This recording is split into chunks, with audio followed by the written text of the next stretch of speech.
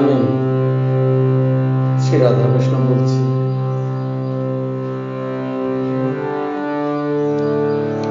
হে পরমাত্মিক জীবনের সাথী, দেখো মৃত্যুর সামনে দাঁড়িয়ে তোমাকে সিদ্ধান্ত নিতে হবে, সংসারে ফিরে আসবে নাকি ভগবানের সমর্পিত হয়ে চির দুঃখের অবসান করবে। হে সত্যাশ্রী, কর্ম বড় নাকি জ্ঞান বড়? তুমি ভ্রমজালে না জড়িয়ে শুধু বলো, মানব জীবনে সংসার ক্ষেত্রে কর্তব্যই বড়। কর্তব্য সাধনের জন্য জ্ঞানের প্রয়োজন আছে। কর্ম সুখ প্রদান করে কিন্তু ক্লান্তি দেয়, জ্ঞান বৈরাগ্য প্রদান করে কিন্তু শান্তি দেয়। এখন তুমি ভাবো কোনটা তোমার চাই। হে মঙ্গলময়, সংসারে যদি কামধেনু হয়ে থাকতে পারো তবে তোমার কদর থাকবে, অন্যথায় অবহেলা ও যন্ত্রণার শিকার হবে নিশ্চিত জন্য।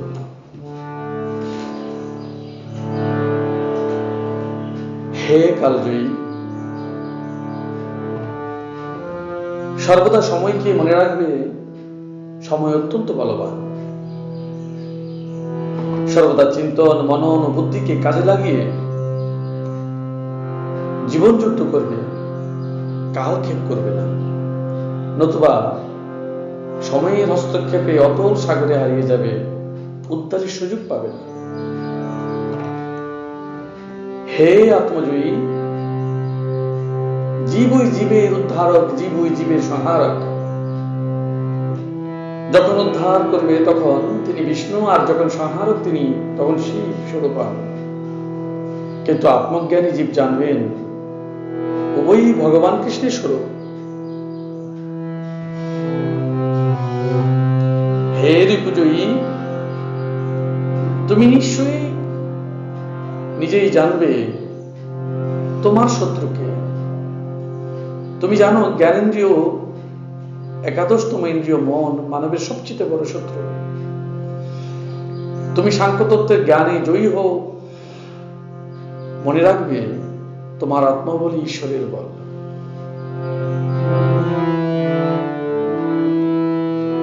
হে সনাতন জ্ঞানী, তুমি নিত্য যদি সমর্পিত হও, তুমি সত্য যদি লয়যুক্ত হও, তুমি অবিনাশী যদি পরমাত্মিক হও, মনে রাখবে অবিনাশী পরমাত্মায় নিত্য লয়যুক্ত হলে তুমি স্বয়ংই পরম যুক্ত হয়ে যাবে। তুমি স্বয়ংই পরমে যুক্ত হয়ে যাবে। এই সনাতন ভাব, এই সনাতন জ্ঞান। হে নিরহংকারী, দেহ শুদ্ধিতে নয়, দেহ শুদ্ধি ভাবে মন শুদ্ধি হয়। মন শুদ্ধি হলে বুদ্ধি শুদ্ধ হতে পারে, কদাচিৎ বুদ্ধি শুদ্ধ হলে জ্ঞান শুদ্ধ হতে পারে। যদি বিশুদ্ধ জ্ঞান হয় তাহলে নিরহংকারী হবে। নিরহংকারী হলে চিদানন্দ ভাব তোমার ভিতর জন্মাবে, আর এতেই মুক্তির আনন্দ পাবে। হে নিয়ামক, আত্মনিয়ন্ত্রণই সংযম সাধনা। মানব জীবন একটা ছোট্ট চলরেখা। এই চলরেখার অভিমুখে নির্দেশিত হয় নিয়ামকের দ্বারা। যদি নিয়ন্ত্রিত সাধনা হয় তবে সম্পূর্ণ মুক্তির অভিমুখ ঊর্ধ্বগামী হবে, নয়তো নিম্নগামী গ্রাপে নরক জীবন প্রাপ্তি হবে। তাই সাবধানে সতর্ক জীবনযাপন করবে। মনে রাখবে সুযোগ সন্ধানীরা ক্ষতি করার নিরন্তর প্রচেষ্টা চালিয়ে যাবে। হে বিবাবরী, জানি তুমি গভীর সংসার চিন্তায় মগ্ন হয়ে আছো, অমানিসার অন্ধকার দেখছ চোখে, কিন্তু বিশ্বাস করো প্রত্যাশাই আলোকবর্তিকার আগামী সঞ্জীবনী। তাই রাত্রি তোমার জীবনের সঞ্চয় শিক্ষা, সহনশীলতা, প্রীতি এবং পরমানন্দের প্রতীক্ষা। আমি আবার বলছি, আমি শ্রী রাধাকৃষ্ণ বলছি, হে মহানুভব, ভগবানকে জানার বোঝার অনেক পথ আছে। যে যেভাবে চায় সে সেভাবে পায়, কিন্তু মনে রাখবে অনুভব এমন এক বিষয় যাকে দিয়ে পরম সত্তাকে তুমি বুঝবে। যাহা চরাচর বিদ্যমান, অনুভব না থাকলে শীত, গ্রীষ্ম, সুখ, দুঃখ, বসন্ত, হেমন্ত সব একরকম মনে হবে। প্রকৃতিকে ভৌতিক জগৎ মনে হবে, জগদীশ্বরের সৃষ্টি বলে মনে হবে না। মহামায়ার খেলা জানা যাবে না। তাই অনুভবী একমাত্র পথ ঈশ্বরকে জানা, ঈশ্বরকে ঈশ্বর জানা। হে যোগী, তুমি অনিত্য হয়েও নিত্য যোগযুক্ত হও। তুমি জীবাত্মা হয়েও পরমাত্মা যুক্ত হও। বিশ্বাসে যুক্ত হও, প্রেম ভালোবাসায় যুক্ত হও, সত্যে যুক্ত হও, শ্রদ্ধায় অনুরাগে যুক্ত হও, কর্তব্যে যুক্ত হও। শাশ্বত পদ প্রাপ্ত হবে, ইহা নিশ্চয় করে বলিয়া। হে প্রেয়সী, তুমি এমন রূপ হও যেমন জলে বুদ্বুদ, বাতাসে সৌরভ, আকাশে তারা, পাহাড়ের ঝর্ণা, নদীতে ঢেউ, বৃক্ষে লতা, পাখির ডানা কিংবা নয়নের মনে। মনে রাখবে, ঈশ্বরের অস্তিত্বে নিজেকে এমন করে মেশাতে না পারলে সত্তাভিমান জাগবে, আর তাতেই জন্ম মৃত্যুর বাঁধন চক্রে সুনিশ্চিত রূপে তুমি ফিরে আসবে। হে নিত্য সুন্দর, জানো কি কোথায় ঈশ্বর দুটো হাত কেন তোমাকে দিয়েছে? তোমায় ঈশ্বর দুটো হাত কেন দিয়েছে? এক হচ্ছে বাম হাত, যা দিয়ে শৌচ কর্ম তথা জীবাত্মার কর্ম তথা তম রজ গুণের কাজ তুমি সম্পাদন করবে, আর ডান হাত দিয়ে সেবা পূজা করবে, পরমাত্মিক কর্ম সম্পাদন করবে তথা সত্য গুণ বিকশিত হবে।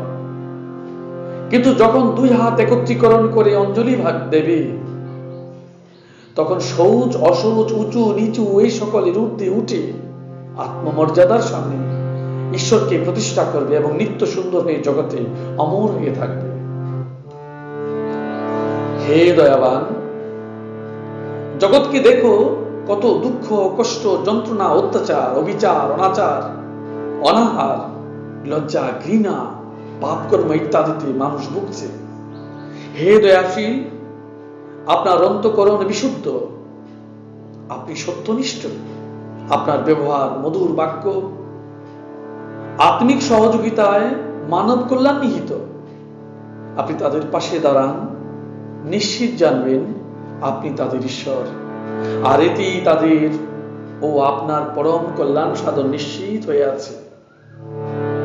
হে কালপুরুষ, আপনি ঈশ্বরের প্রতীক, সকলের মৃত্যু নিশ্চিত, তাই কালকে জয় করা আবশ্যক। স্থূল দেহের বিনাশ হতে হতে সূক্ষ্ম দেহের স্বরূপ জ্ঞান লাভ প্রয়োজন। ধ্বংসের নিরিখে নির্মাণ না হলে ভারসাম্য থাকবে না। তাই জীবন দর্শন কি এবং কেন, যোগ, বিয়োগ, গুণ ও ভাগের প্রকৃত তত্ত্ব কি, ইহাকে জানায় কালপুরুষ তত্ত্ব। জীবন ও মৃত্যুর ও সময় জ্ঞানী কালপুরুষ তত্ত্ব, এই তত্ত্ব জ্ঞান ভীষণ প্রয়োজন। অবশ্যই তুমি তাকে জানবে। হে পশুপতি, আপনি সত্যই বীর। আপনি আপনার জ্ঞান প্রদীপের মাধ্যমে অজ্ঞানরূপ পশুকে দমন করেছেন কিংবা করবেন। কামনা, বাসনা, লোভ, লালসা, ভোগ বিলাসেরা পশুর সমান। এদের যিনি জয় করবেন তিনিই পশুপতি। মনে রাখবেন, অন্তরের সহিংসতাই মানবের আসল পশুত্ব।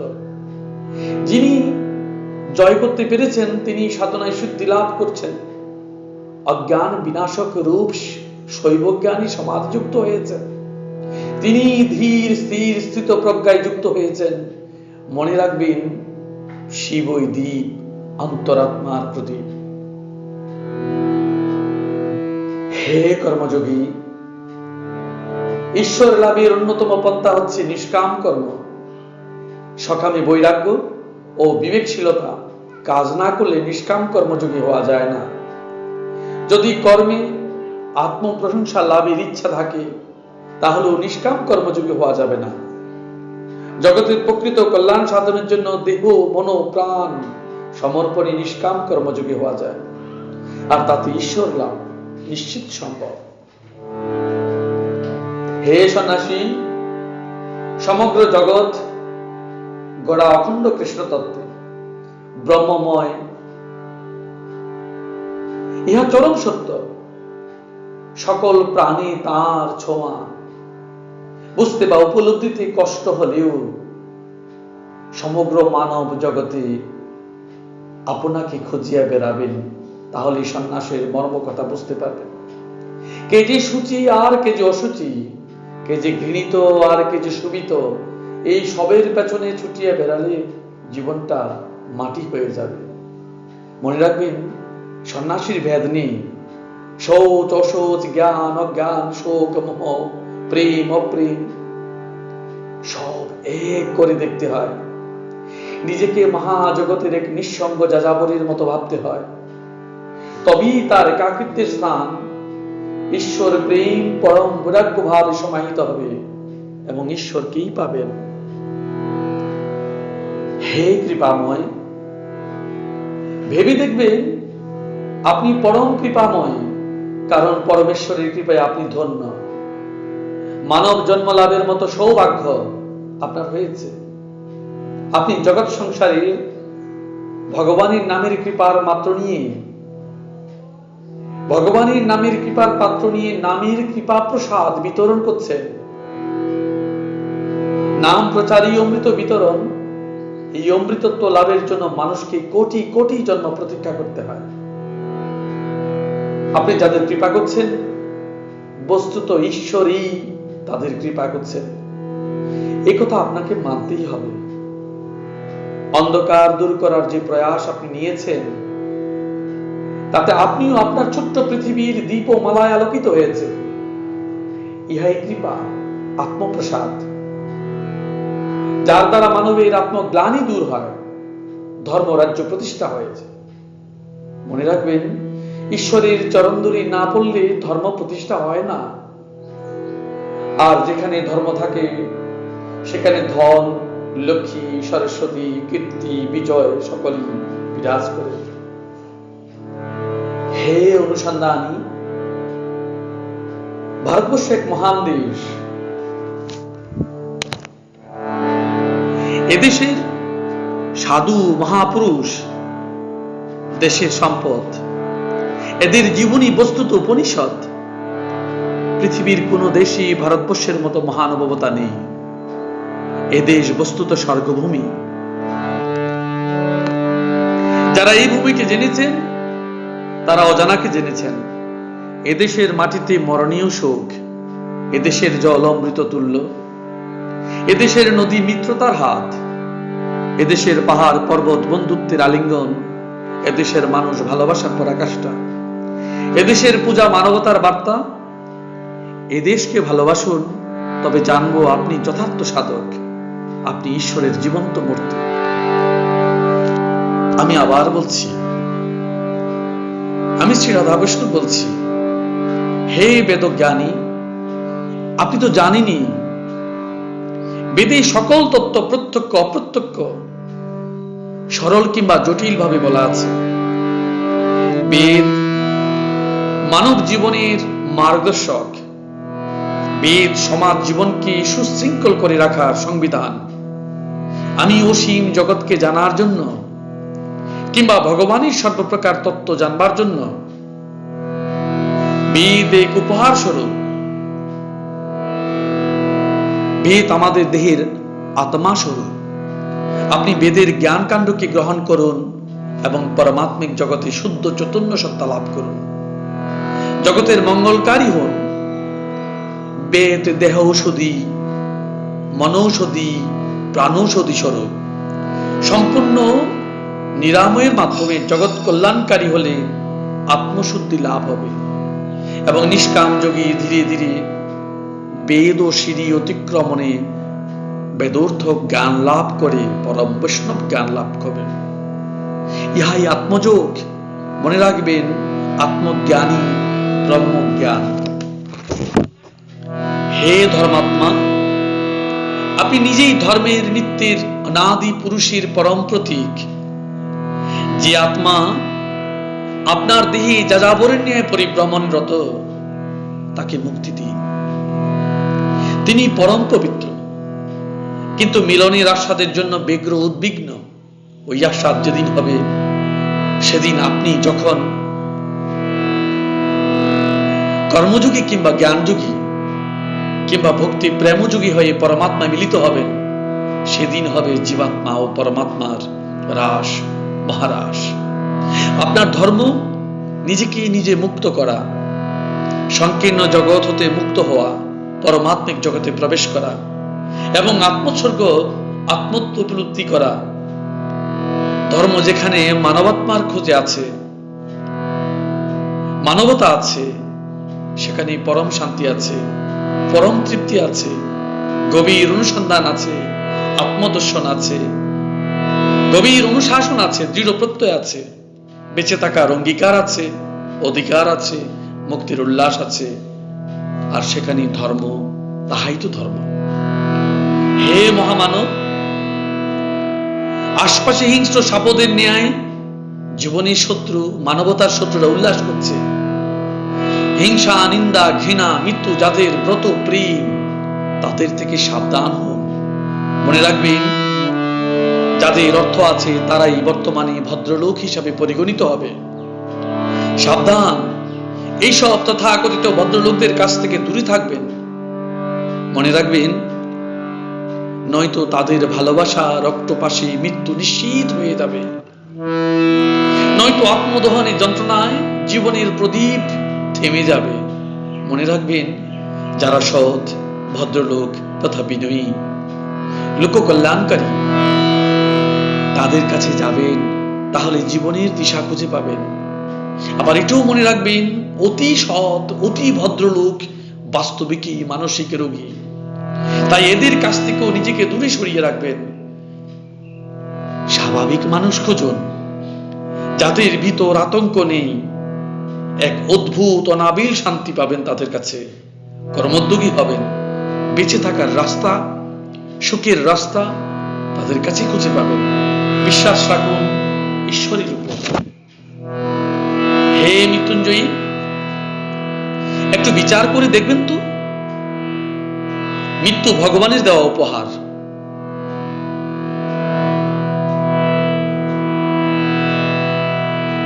এই মৃত্যুর মালা না পড়ে কি আপনি থাকতে পারবেন? কিন্তু মৃত্যুকে জয় আপনাকে করতেই হবে। এই জগতে সকলেই আসে এবং চলে যায়, কার কথা কে মনে রাখে? যাদের কেউ মনে রাখে না, তাদের প্রকৃত মৃত্যু হয়েছে। আর যারা মরেও মরেন না, তারা কালজয়ী, অমর, মৃত্যুঞ্জয়ী। আর এটা সম্ভব তখনই যখন আপনি যথার্থ কর্মযোগী, মানসিক সন্ন্যাসী ও পরম বৈরাগী। মনে রাখবেন, জ্ঞান অগ্নি সম, সমস্ত সন্দেহ ছেদন করে। জ্ঞান পরিণাম সম্বন্ধে অবগত থেকে অবিচল থাকে। কর্ম রাস্তা নির্মাণ করে। জ্ঞান লাইট হিসেবে কাজ করে। বিশ্বাস লক্ষ্যে পৌঁছতে সাহায্য করে। প্রত্যাশা সবাইকে জীবন্ত করে রাখে। কর্তব্য জীবনকে দৃঢ় করে। অবশেষে সময় সাক্ষী থেকে আপনাকে জয়ী করে। হে তপোধর, জীবনে তাপ ও পাপ এই দুটোকে ঈশ্বর সাধনার মাধ্যমে পুড়িয়ে নির্মল করে দিতে চেয়েছেন। ভালো করে জগৎকে দেখুন, যেখানে শোক, তাপ, যন্ত্রণা, বিভৎসতা, ঘৃণা, নিন্দা, লালসা, বাসনা ইত্যাদির আগুন দিকি দিকি করে জ্বলছে। পবিত্র মানব সংসার লেলিহান শিকায় গ্রাস করে নিচ্ছে। হে ঈশ্বরের পুত্র,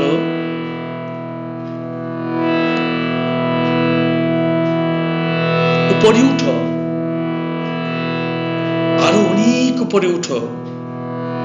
তারপর জগৎকে দেখো, দেখবি কলরব মুখর পৃথিবীতে সংগোপনে শশারে নিস্তব্ধতা বিরাজ করছে। একা নিঃসঙ্গ হয়ে জগৎকে উপলব্ধি করো, তাহলে নিজেকে জানবে, জগৎকে জানবে, অবশেষে জগন্নাথকে জানবে। মনে রাখবে, সররিপুর ছাই কপালে তিলক রূপে না লাগাতে পারলে ওই তিলক তোমাকে ব্যঙ্গ বিদ্রুপ করবে। এটা তুমি জানবে না, জগৎ জানবে। তুমি জানবে তুমি মহান, জগৎ জানবে তুমি শুধুমাত্র শয়তান। তাই মনকে নির্মাণ করো, ঈশ্বরকে প্রতিষ্ঠা করো, জগৎ সেবার দ্বারা গোবিন্দের পূজা করো। হে বিনয়ী, জগৎ সংসারে বিষয়, বিদ্যা এবং বাসনা, আর আছে বিবেকশীলতা ও বৈরাগ্য, রয়েছে নিয়ম নির্ধারক ও নিয়ামক। আমরা সবটার কারক ও কারণ ভগবানকে জানি। আমরা এই সবটার কারক ও কারণ শুধুমাত্র যে ভগবান তাকে জানি। কিন্তু চিন্তা করে দেখো তো, এই জগতের যত নিয়ম কানুন, বিদ্যা অবিদ্যা, স্কুল কলেজ, সবটা কি ভগবানের জন্য নাকি শুধুমাত্র আমাদের জন্য? মনে রাখবে, ঈশ্বর কর্মে অকর্মে, জ্ঞানে অজ্ঞানে, ন্যায় অন্যায়, ধর্মে অধর্মে, সুখে দুঃখে, প্রেমে অপ্রেমে, ভক্তিতে সকল অবস্থায় আছে, সকল স্থানে সকলভাবে বিরাজমান থাকেন। আমাদের উদ্দেশ্য হচ্ছে ঈশ্বরের সেবা, চরণ প্রাপ্তি। তবে তো ঈশ্বরের দুহাত বাড়াবেন আমাদের জন্য। মনে রাখবে, তার জন্য চাই নীতি, নতি, বিদ্যা এবং বিনয়।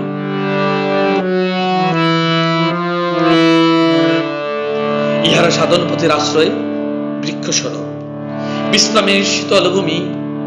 মনে রাখবে, ঈশ্বর প্রাপ্তিতে বিনয় সাধনার স্তম্ভ। হে তত্ত্বজ্ঞানী, নিজেকে দুভাগ করো, আত্মিক দেহ, ভৌতিক দেহ।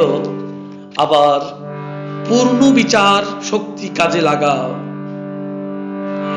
যদি তুমি পূর্ণ বিচার শক্তি কাজে লাগাও, তবে তুমি দেখবে মনরূপ দেহ বুদ্ধিকে অবলম্বন করে বৈরাগ্য ভাবে যুক্ত হয়ে ঈশ্বরের পথে পরম সত্তায় যুক্ত হতে চলেছ।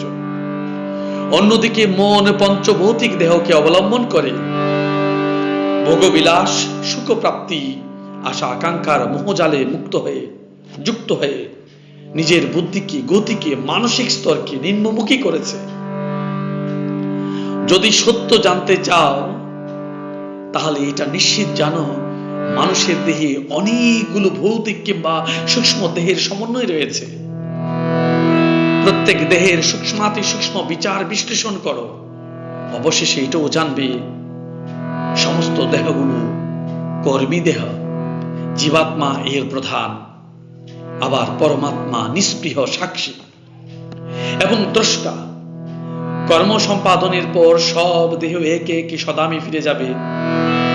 তখন থেকে জীব মৃত্যুর দিকে ঢলে যাবে, আত্মা সেদিন চলে যাবে। আত্মা যেদিন চলে যাবে, সেদিন জীবন পরিভ্রমণ সমাপ্ত হয়ে যাবে। কিন্তু জন্ম থেকে মৃত্যু পর্যন্ত ওই সময়কালে জীবাত্মা যদি পরমাত্মার সঙ্গে সংযোগ সাধন করতে না পারে, তবে বিফল তার সাধন, বিফল তার মানব জন্ম। তাকে আবার পুনরায় জন্ম নিতে হবে। এই জন্য তত্ত্বজ্ঞানের মাধ্যমে বিষয়াত্মিকা বুদ্ধি ত্যাগ করো, পরমাত্মিক বুদ্ধি গ্রহণ করো, তবে এই জীবাত্মার মুক্তি ঘটবে। এই জ্ঞান বোধই আত্মজ্ঞান।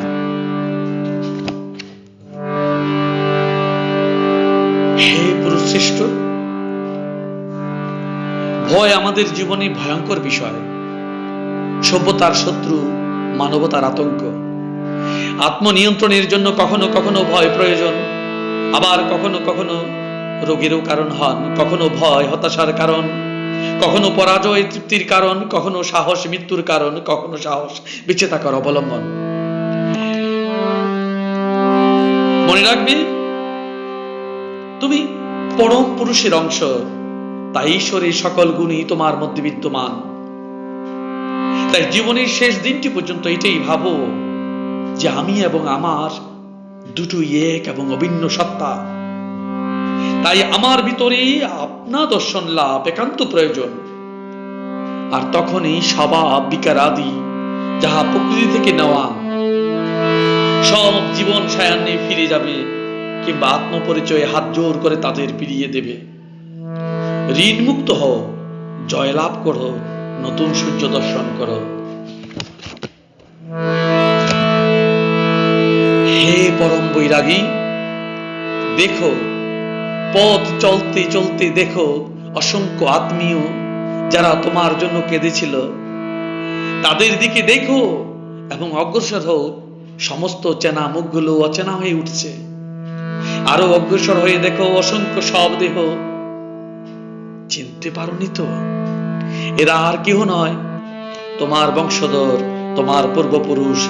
কেউ কেউ মনে রাখেনি, তুমিও ভুলে গেছো। আরো এগিয়ে যাও, দেখবে মহান কালের সংসার, যেখানে অসংখ্য অপরিচিতই তোমার আপন হয়ে উঠবে। আরো এগিয়ে গেলে দেখতে পাবে এমন দু একজনাকে তোমার পাশে, যারা সাধন জীবনে অনেক দূর তোমার সঙ্গে গিয়ে এসেছে। ওরাই দেবতা, পরমাত্মিক, ঈশ্বরের দূত। তারাই তোমার গুরু, সখা, বন্ধু ও পরিবার। মনে রেখো।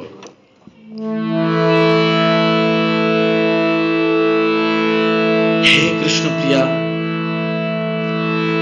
আমি শেষবারের মতো তোমায় বলছি, আমি শ্রী রাধাকৃষ্ণ বলছি, যদি অন্তর্দর্শী হও, জীবনের প্রতিটি মোড়ে তাকে তুমি অনুভব করবে, বুঝবে ও দেখবে। তাকে ছাড়া জীবনের রং ফিকে হয়ে যাবে।